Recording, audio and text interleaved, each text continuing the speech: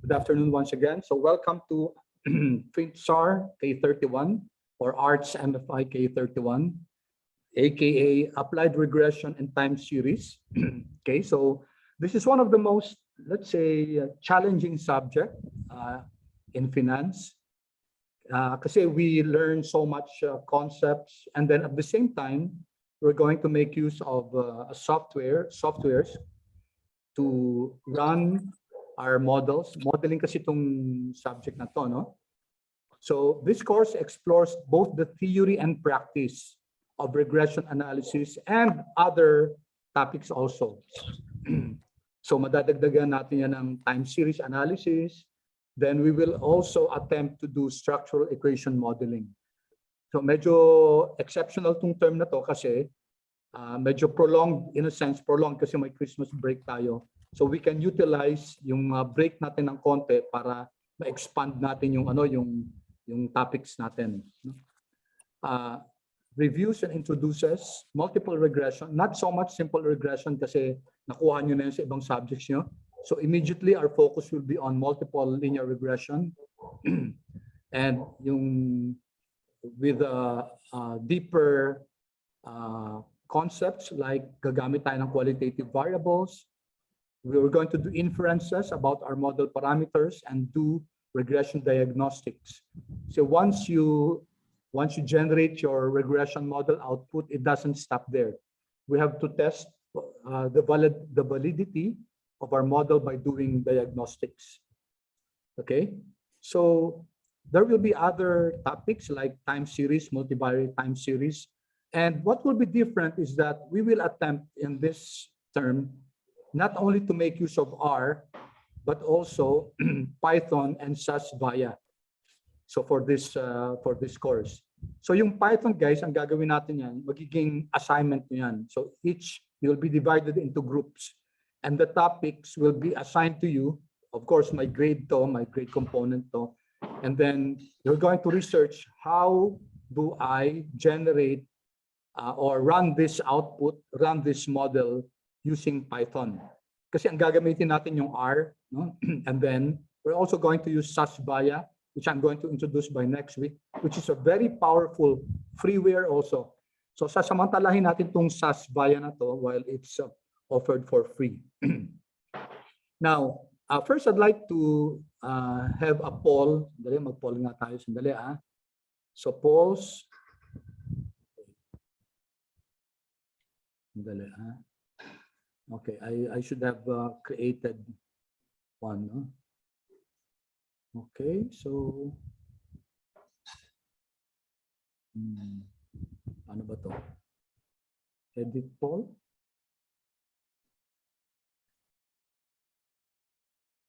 Saan yung new poll dito? Okay, my first question, guys, is are you oops. Dali,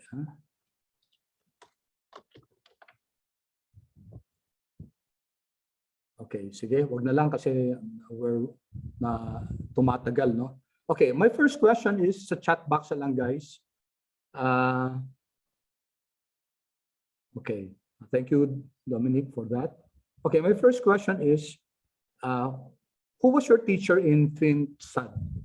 Para alam ko lang kung kailan, well, when did you take FINTSAR and who was your teacher? Anong term?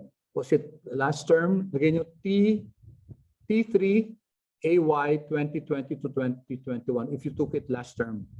And then pakilagay na lang din kung sino yung teacher. Okay, so when did you take your FINTSAR? FINTSAR, yeah. And then who was your teacher? Could you kindly indicate, guys, in the chat box? Okay, ako. Okay, Miss Chow.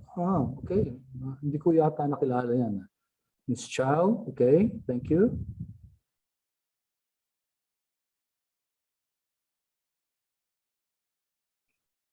Chow. Okay, so most of you guys took your FINTSAR under Miss Chow. Miss Nerissa Chow. may research siya. Okay, thank you for that. Okay, now I don't know what, could you kindly please chat also, what software did you use in FINTSAR?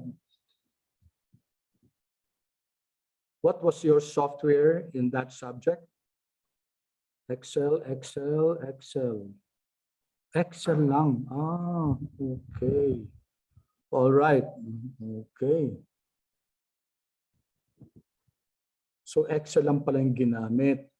Except for those under me, siyempre those under me, I'm sure. Okay. Fourth, ano ginamit natin na ano na software? RC. R, no? Okay. So.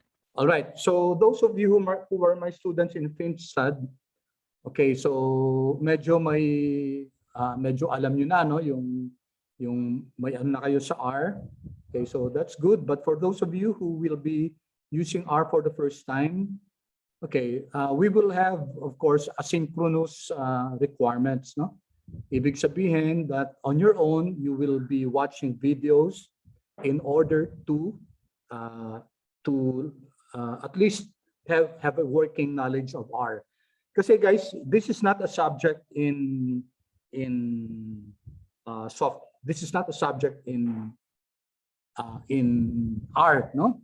Rather, this is a subject on econometrics, yung applied regression and time series.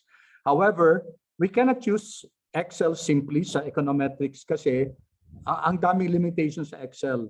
Hindi tayo makakapag-panel data regression doon. Mahihirapan tayo doon sa multiple regression. And of course, hindi tayo we can do logistic regression pero limited. That's why we're going to make use of R as our base software and also SAS-VIA. Yung Python, guys, will be required for us kasi ito na yung mga in-demand. So this is, well, in a sense, this is an ambitious project on our part.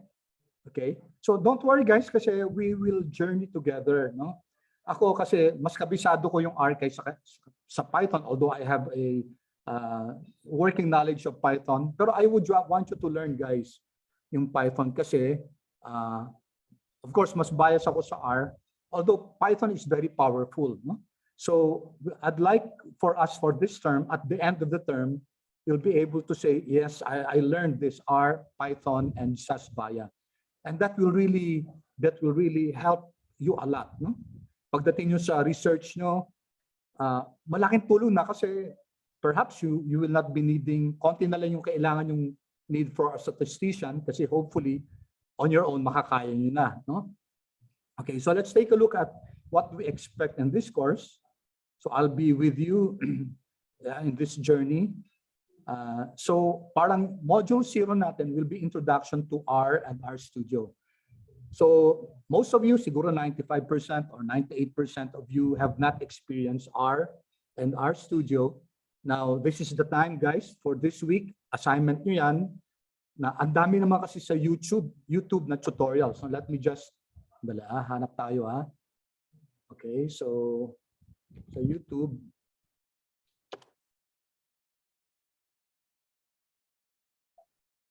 R tutorial. Okay, there's a good tutorial on R. The one by, mai-recommend ako sa inyo. Ito for example, no?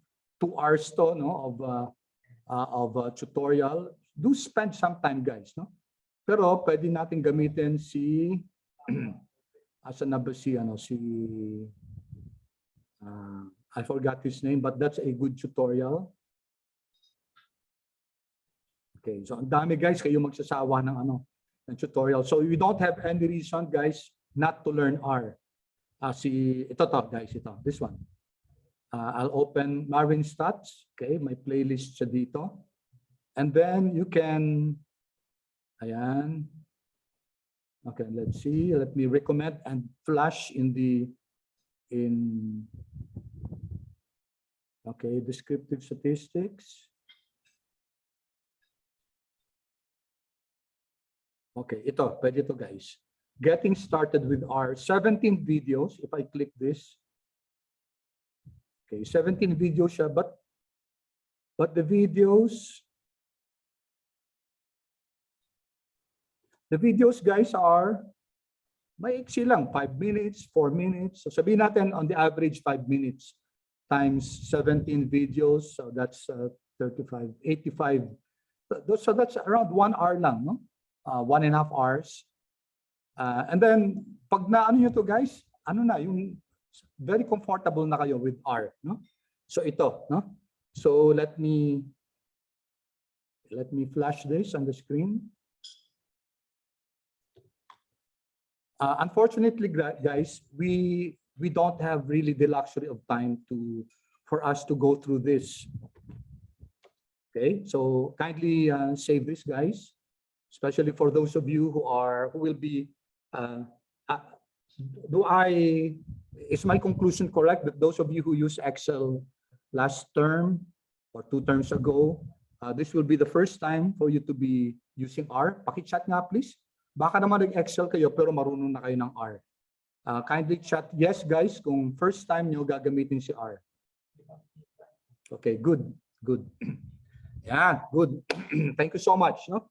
Kasi sa FINTSAR namin, from start to finish, R talaga kami. No? And I guarantee you that those who use this before, kasi marami kami packages na ginamit, I'm sure they will tell you. Tama ba, Fort, na nakatulong din to na powerful yung R as a software? Yes, sir. Marami po siyang mga uses. Yes. How about Aziza? Tama ba? Do you agree na malaking tulong talaga yung R? Opo, sir. Yeah, okay, good. Thank you. Okay, so you have 2 classmates of yours confirming na talagang nakakatulong to. So by next meeting, guys, dapat na-download nyo na yung R at saka yung RStudio. Dalawa yan, guys. Dalawang software yan na i-download nyo. Okay, andito naman yan, guys. So 5 minutes. What is RStudio? Download and install R and RStudio. So we won't anymore discuss here in class what you can do outside already. So please download this. Okay, I hope you copied the link. Okay, so little by little, guys, kahit for this week, if you can, kasi 5 minutes lang naman, no? If you can at least watch, siguro, kung mapanood nyo lahat, then that's very good. Tapos, ang secret nyan, guys, sundan nyo, no? Sundan yung ginagawa ni Marin, no? And definitely, guys, in 1 week's time, you'll be comfortable already with R. Okay, so which means, guys, that so let me continue first with this. Medyo mababago din to, no? Itong ano natin, itong content ng ano natin ng syllabus. Kasi yung units 1 and 2 and 3, no? Itong tatlong to, guys, we're not going to discuss this in class anymore. So I will hold you responsible for this. Although dito sa unit 1, if you click this, I did also shared some files or information. Okay, so for example, why are we using R? So let's open this. Okay, so my konting instructions dito. Okay, for example, the powerful R and RStudio. We learn what the software is and what are the advantages of using it. Okay, R is a software and RStudio is what we call the IDE. Okay, so you'll meet this term IDE. So explain ko lang, ha. Yung R, guys, that's the software. Si RStudio, that's the interface, IDE. IDE siya. Ibig sabihin, we're going to use RStudio as a facility for us to make use of R. Okay, yung R, guys, siya yung engine. Si RStudio, siya yung dashboard. So walang gamit yung RStudio kung hindi nyo i-download si R muna. So first, download R, and then after that, you download RStudio. Okay? So think of it this way as an analogy. Si R yung makina, si R yung engine, si RStudio yung panel natin, yung monitor natin.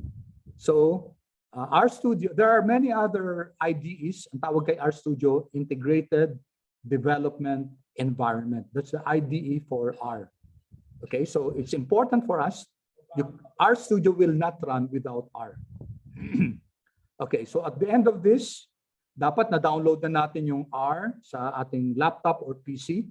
Dapat na-download na rin natin yung RStudio. And then we should have learned how to navigate very briefly sa our environment natin at saka know how to use our project and our Markdown. Okay, so yan yung mga requirements sana natin dito sa Unit 1, no? Unit 1.1. So balik tayo dito sa modules natin. Leave. Okay, so ito may instructions on how to install R and RStudio, which you, of course, you can find dun sa sa video na to. Now, one thing different is that before, dun sa mga arts, dun sa FINTSAR dati, R lang ginagamit natin. Ngayon, guys, ang advantage natin ngayon, we will attempt to also do Python. Python, yung language ni Python, yung coding ni Python is a lot simpler. So in order for us to benefit from that, ang gagawin natin, we will be dividing you into groups. Thus, each group will be assigned a particular topic in Python. So ang gagawin nyo, guys, i-research nyo yan, tapos gagawa kayo ng video. Your group will have to have a video about using Python in that particular topic. No? Okay, so this is a challenge, pero okay lang yun kasi, guys, ang manifold yung benefit na to. Kasi you will be assigned one topic which you will share to the class dun sa natin, sa group natin, group G Drive. And then you will benefit also from the output, from the work of the others.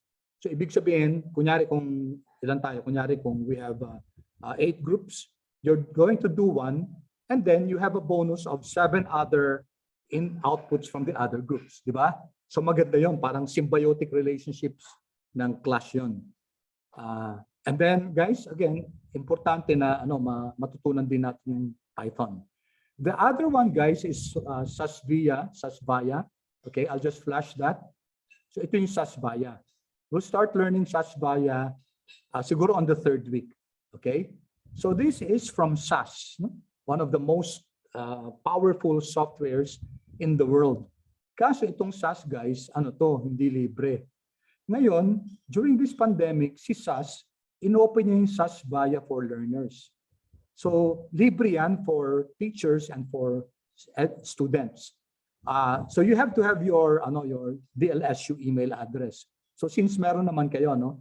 Now, I'm just afraid, guys, na pag ginamit na natin to, mas favorable sa inyo ito kaysa yung R or Python. Kasi ito, guys, point and click to no? Samantalang si R and Python, medyo may coding ng konti.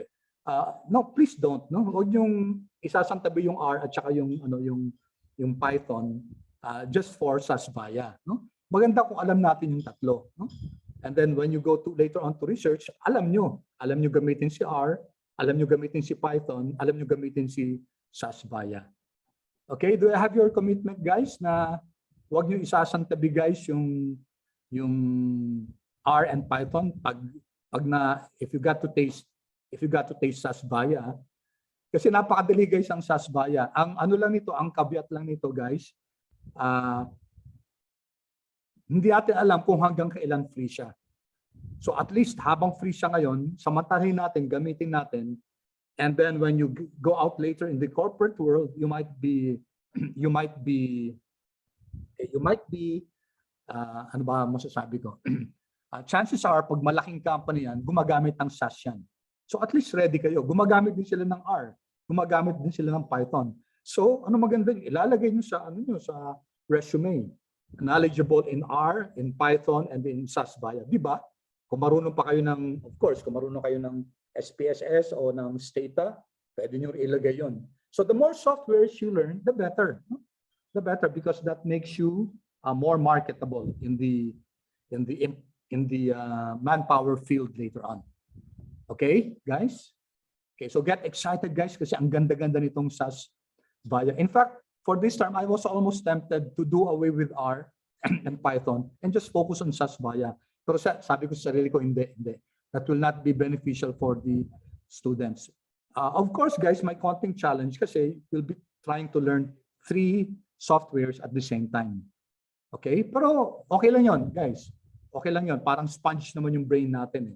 So the more you practice on that, the more competent or skillful we are with the use of the software. Okay? So please go through the documents here. No? Okay, let me flash first for a while. Ito naman yung gagamitin natin. This is R. Okay, this is RStudio. Ito yung R, guys. Okay, i-open ko lang yung R. This is your RStudio. Ito yung IDE, siya yung Integrated Development Environment. Ito yung that's the interface that's used for R. Ito yung engine, guys, si R. Okay, so i-download nyo to. Of course, choose the latest version of R and choose the latest version of R GUI. Okay, so ito yung R, no? Dati, nung wala pang RStudio, dito nagmo-modeling. Kunyari, 5 raised to the 20 power. Okay, ano yun, di ba? You can see there, 5 raised to the 20th power. That's 9.536 raised to the 9, and then 13 decimal places after that. So log of 100. Okay. So malaki ano to, guys, parang malaking calculator siya and more powerful calculator. So marami nagagawa dito sa R. Kaso guys, tingnan niyo yung interface, di ba? Napaka-pangit na interface. So mas maganda kung meron tayong RStudio. And the good thing about RStudio, guys, is that there are 4 panels here. Yan. 4 yung panel natin. Okay? Ipopost ko tong file na to, guys, so that by Thursday, gagamitin na natin to, itong file na to. So that means, guys, dapat by Thursday na-download nyo na si R and RStudio, and dapat medyo nabuksan nyo na to. No? We're going to have a brief review of data and data structures. Yan ang unang lesson 0 natin. No? And then after that, pupunta na kagad tayo sa regression. Kasi hindi naman talaga pang pang arts o pang FINTSAR to. Pang FINTSTUD to. So for my students who did FINTSTUD under me, so medyo alam nyo na to, no? You may wish to just review this, no? If you want, kung okay lang, kung hindi kayo attend, okay lang din next Thursday kasi very quick review lang tayo nito, no? So for my non-students sa FINTSTUD, for those of you learning R for the first time, kindly make sure that by Thursday na-download nyo na si R, na-download nyo na si RStudio. This is RStudio. Okay? And then watch tutorials, guys. Madali lang siya, no? It's something you'll be glad later on pag nag-graduate na kayo kasi marami nang gumagamit ng R. And then pwede na malagay yun sa you can put that already in your resume that you have a knowledge of R. Okay, so going back to our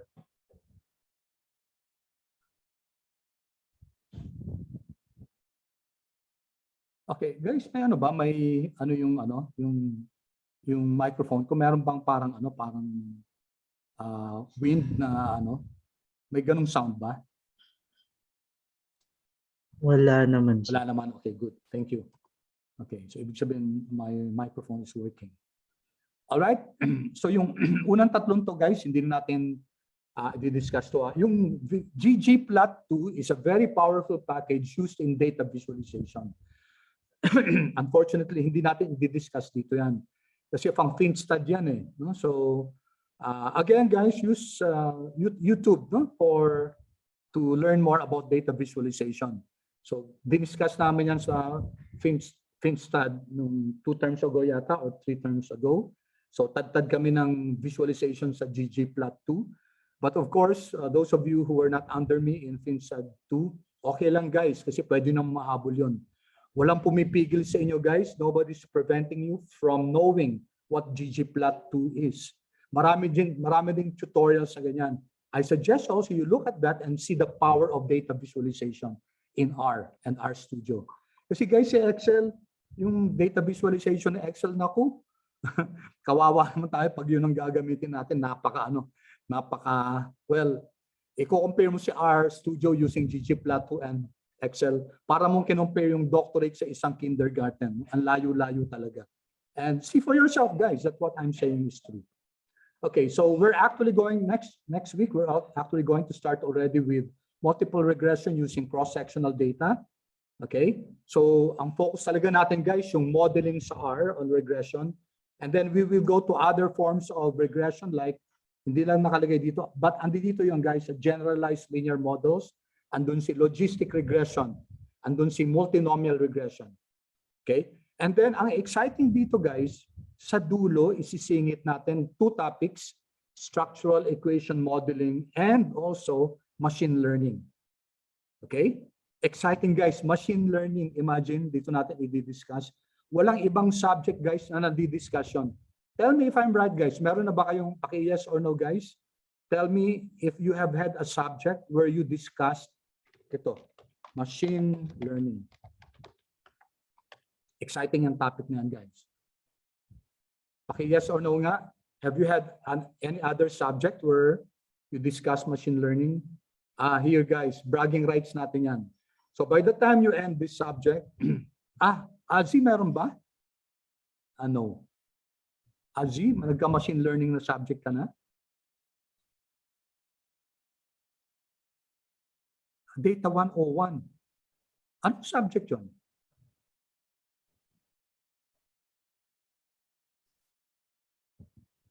Is that a subject? Bakit? Ano pa? Wait, ano ba course? Ano bang ano mo? Degree mo?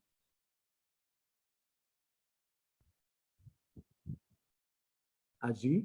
Kasi meron na pala experience in Azi sa ano?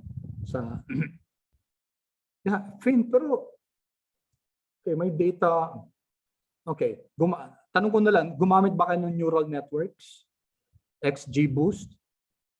Random forest? Gumamit kayo?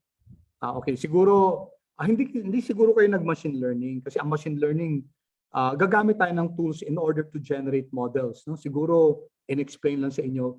But did you get to use R or Python to generate machine learning models, Aji? Gumamit kayo ng Python para mag-generate ng machine learning outputs.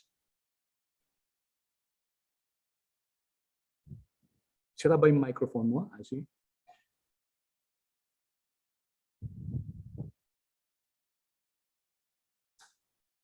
Okay, sige. So at least si Azi may experience na pala siya. But most of you guys, 99%, no?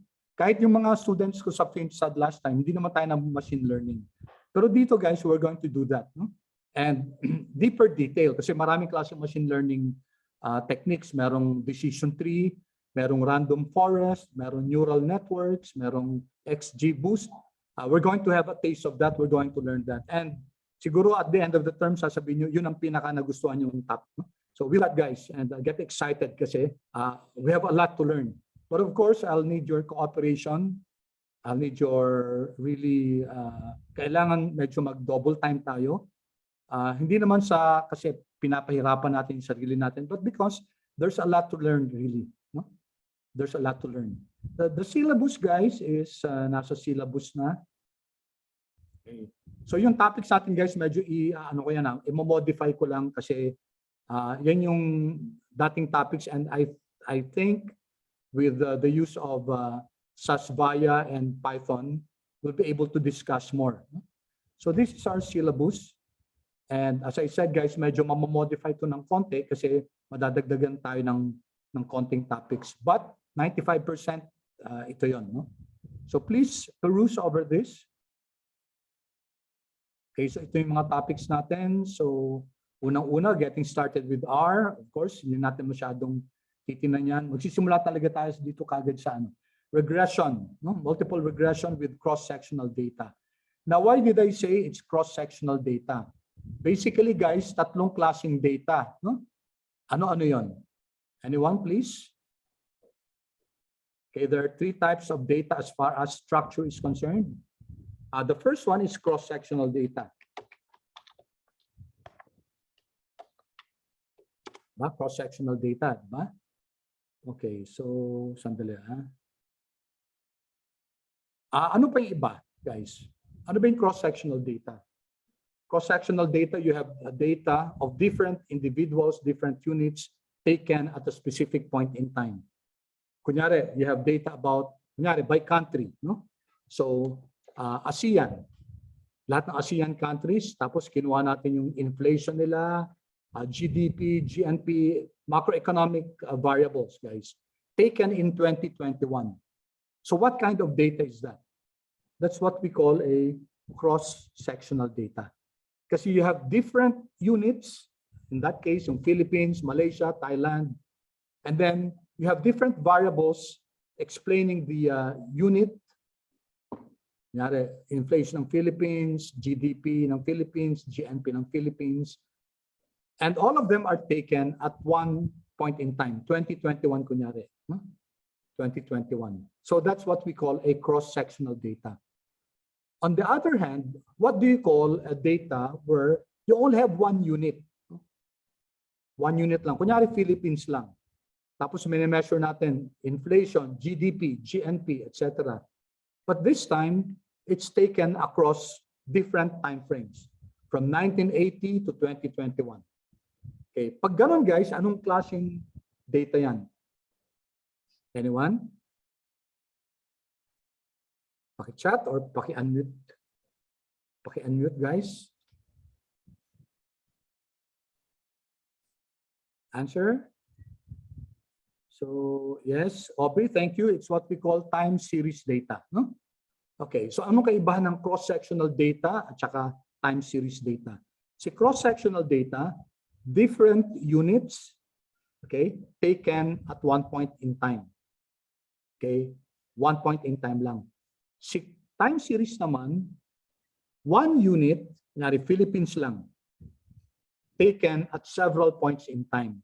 Okay, so Philippines, from 1980 hanggang 2021, andun kinuha natin data niya, inflation, GDP, GNP, etc.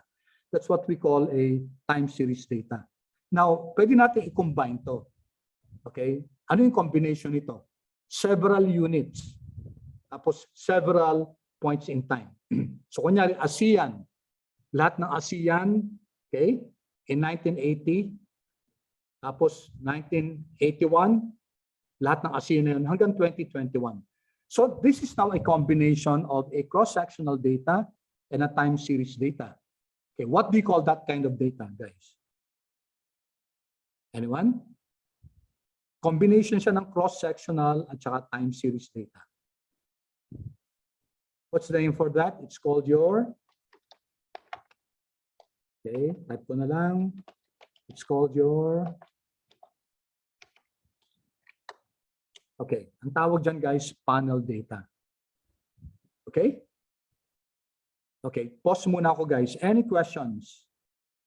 Clear ba so far yung distinction ng cross-sectional data, time series data, at saka panel data? Okay, chat please kung yes or kung may clarification. Okay, thank you.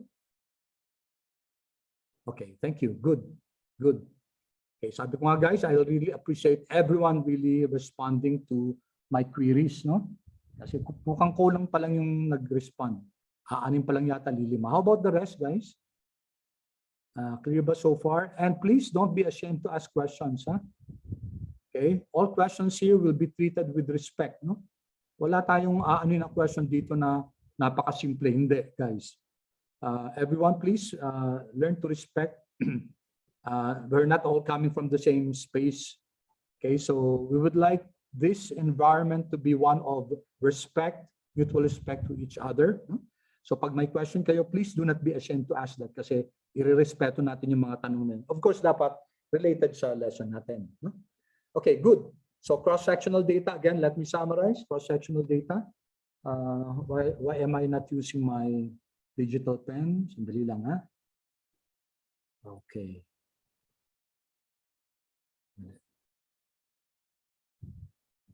What do I use? Ito na lang.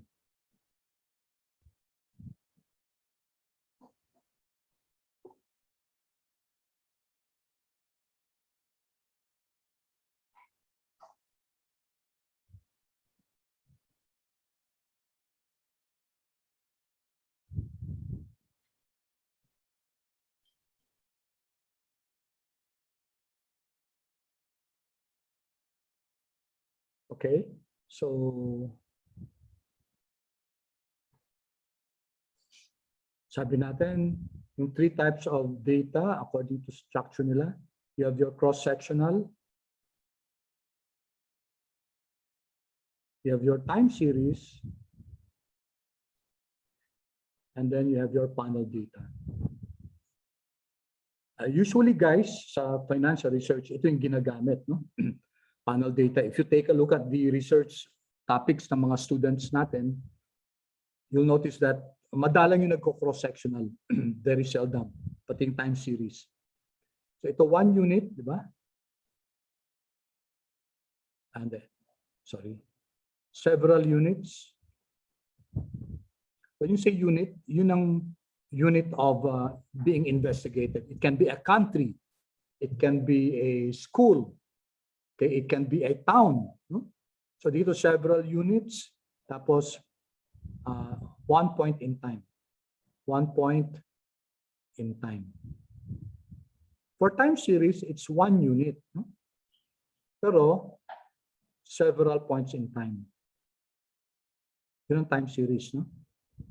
And then, yung combination na to, several units, several points in time, So that's your, this is your panel data. Okay? So we will be discussing cross-sectional muna, tapos magta-time series tayo, tapos, and then magpa-panel data tayo. This is one of the most difficult to analyze yung panel data kasi medyo masalimuot siya, marami pa siyang steps na tinitingnan. Okay, but kaya natin yan, guys. Kaya natin yan. So by the end of this term, dapat comfortable tayo. Pag yung research nyo, guys, panel data, dapat comfortable din tayo, guys, na i-analyze yun. Okay, so we'll go straight, guys, next week to regression na tayo, cross-sectional data. Tapos, of course, multiple regression tayo. So we will learn how to generate an output using R and then SAS-VIA, and then yung assignment nyo, your group work will be generate that in Python. Okay, so first will be multiple regression, and then we will look at the diagnostics, no? Kasi once we generate the model, hindi pa pwedeng yun na kagad, no? Titingnan natin, we will test, we will diagnose the model. Kasi may mga assumptions ang classical linear regression model.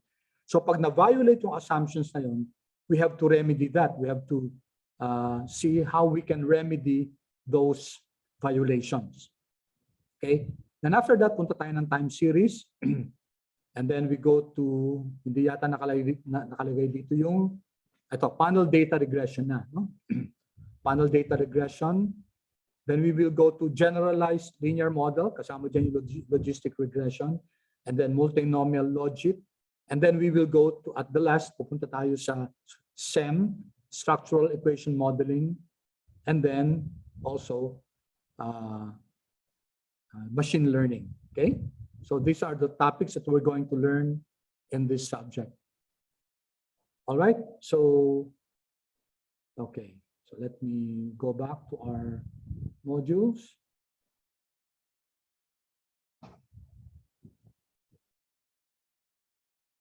Okay, may pinost na ako, guys, na it's called the R Markdown file, no? RMD file. Pag sinabing RMD, it's an R Markdown file. Now, when you install, guys, your R and RStudio, siyempre ang gagamitin natin si RStudio, please already learn how to navigate through this, kung paano yung 4 na panels na to. So this is called your console. Okay, this is your environment. Yan. Environment. Sorry, this is your console. This is your coding window. This is your console. And this is your files, plots, and packages window. Okay, each of them have their own use. Okay, so if you want tutorials on this, so you'll go to tools. And then meron tayong, and then nasa help data. Help, okay. Help, and then ito, mga quick references, no? Quick references. For example, Markdown quick reference, or kaya cheat sheets, okay? So these are cheat sheets. Sa tools, guys, cheat sheets. These are ready references. Kunyari, R Markdown cheat sheet. So this will help you. Okay, so let me just show you a cheat sheet.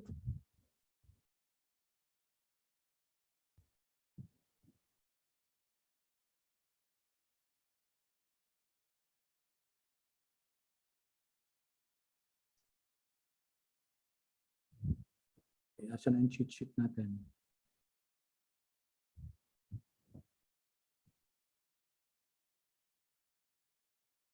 Okay, nawawala ang cheat sheet natin.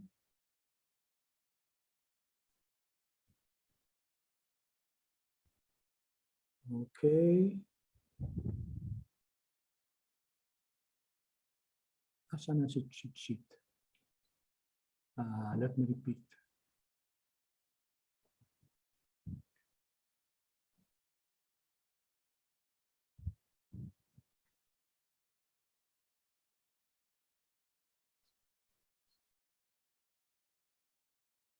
Bakit ayaw? Yan. Tapos hindi ko ma-access yung ano ko. Yung PDF. So. Okay, so ito yung cheat sheet guys, no? Yan. Okay, medyo visual siya, tapos andyan yung codes. Okay, if you're looking at workflow, if you're inserting citations, okay, you'll realize guys that R Markdown is a very powerful, well, it's a package also, no? Sa R. Kasi you can write already books using this. You can write your thesis using R Markdown. Siguro yung iba sa inyo lang nakakaintindi so far, but hopefully by Thursday, guys, when you come to class, make sure guys that you already understand what an R Markdown is. Okay, so galing yan sa RStudio natin. Okay, so okay, ano pa? Okay, so I think guys, what I'm going to let you do is yung rest of the time, I'll let you go first, and then kindly do yung time na yan guys, gamitin nyo yung natitirang time, 1:40 hanggang 2:15 yung class natin. Gamitin nyo na para medyo i-view nyo na yung video na to guys. Itong 5-minute at saka 4-minute video, so that you can already start downloading R and RStudio. Okay, madali naman yan guys. Punta lang kayo sa Google. Ang i-type nyo kunyari CRAN. You type CRAN and then ang lalabas dyan is yung unang-una guys yan. The Comprehensive R Archive Network. So this will be the URL. This will be the site, the link for you to download. Yung latest is R 4.1.1. That's the latest version. If you click this, guys, if you click this R archive, no? So yan, you can see here dito sa side, no? Meron ditong very good information, may manual pa. Okay, very rich in information to, guys. Kaya at saka may community, marami na kasing gumagamit ng R, kaya and there's a community of users of R. So if you have questions about the use of R or a particular coding, it's not difficult to find solutions for that kasi marami nang na-encounter yung ganyang klaseng problem, for example. So if you click this, download R for Windows. Okay, if I click this, it will bring you here. Okay, so syempre kayo, pupunta kayo sa install R for the first time. If you click this, okay, ito guys, download R 4.1.1, which I'm not going to do anymore kasi na-download ko na yung R, no? Okay, so again guys, instead of, hindi ko kasi madidiscuss na yung unang lesson natin, which is just a review of data structures using R kasi wala pa tayong software dyan. However guys, merong actually RStudio, just for the information of everyone, merong RStudio Cloud. my RStudio Cloud, so that you can run R. Kunyari nasa ibang ano ka, nasa ibang computer ka, tapos hindi ka pwede mag-download ng R doon. You can use the internet, you can use the cloud. Ayan. This is free. No? So get started for free. Mag-log in na rin kayo nito, guys. Okay? And then you can use RStudio anywhere you are, no? Kasi cloud-based siya. Even if you don't have your laptop or you're going to use kunyari, gagamitin nyo sa library, no? Tapos hindi naman naka-install yung R and RStudio doon. You can go to RStudio Cloud and still use RStudio. Pareho din yung interface niya. Okay, kahit nasa anong computer ka, as long as may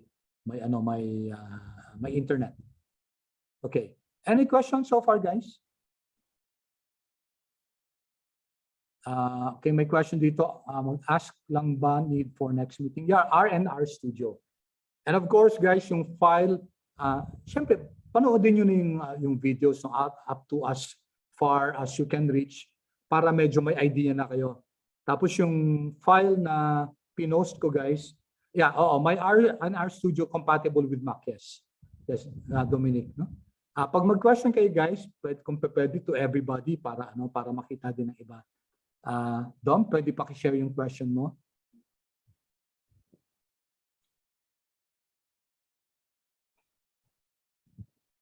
Okay, thank you. Pag dinownload nyo, guys, si R and RStudio, meron kayong option doon na Mac version. Pero yung interface niya, parehong-pareho. So wala tayong magiging problema. Whether you're using Mac or you're using Windows. Okay, any questions, guys? Any questions?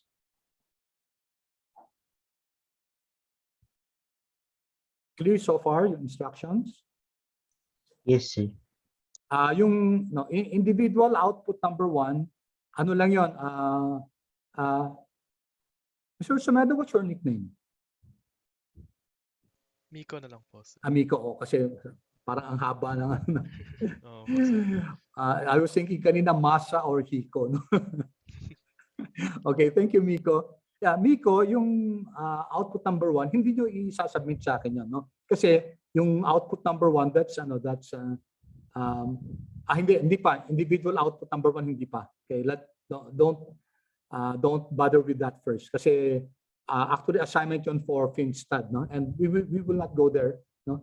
Basta ang importante, na-download yung si R, na-download yung si RStudio, napanood nyo yung video ni Marin, para may working knowledge na kayo, guys, on how to navigate through R. Para sa Thursday, guys, quick review lang tayo ng R and some operations in R. Tapos next week, regression na tayo. Okay? Unlike before, guys, dun sa arts, na minsan umaabot kami ng 3 weeks kasi dinidiscuss ko pa lahat. Pero dito, guys, I will hold you responsible for downloading R and RStudio. Kaya niyan, guys. Tech-savvy naman kayo eh. No? Okay, and get excited kasi this is a new software. No? And makikita nyo na napaka-powerful niya. Okay, thank you, Miko, for the question. Any other questions, guys? Any other questions?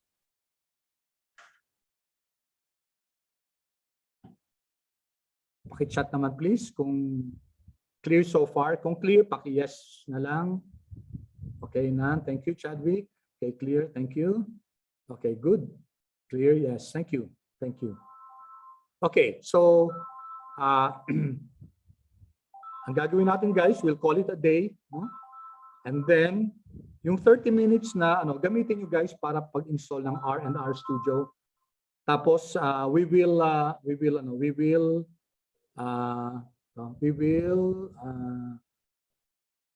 babawiin natin yan, guys, next in the next few meetings. Babawiin natin yan. Tig for 5 minutes extension bawat bawat meeting, 6 sessions na ganun. Extension ng 5 meetings. Okay lang ba yon? Yes, sir. Thank you. But si Fort lang yung sumasagot ng yung iba. Yes, sir. Yeah, salamat. Yes, sir. Kasi baka sabihin yung sino-short change ko kayo eh. Yes, sir. Actually, yung experience ng mga students ko, early dismissal na yung 2:15. No? So, Expect na minsan mag-extend tayo na just a few minutes lang just to make sure na nako-cover natin yung dapat natin ma-cover. All right, so let me first stop recording this. Okay.